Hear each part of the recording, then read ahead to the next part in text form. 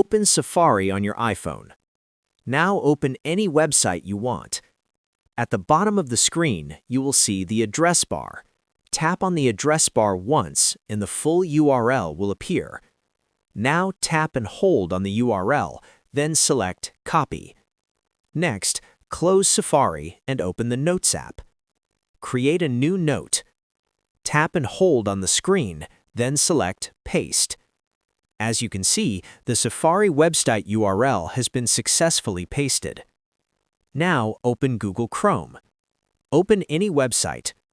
In Chrome, the address bar is at the top of the screen. Tap on the address bar and the full URL will be highlighted. Tap Copy. Now immediately go back to the Notes app. Go to a new line. Tap and hold and select Paste. That's it.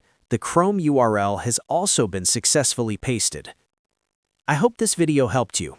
If it did, please like the video, subscribe to the channel, and press the bell icon.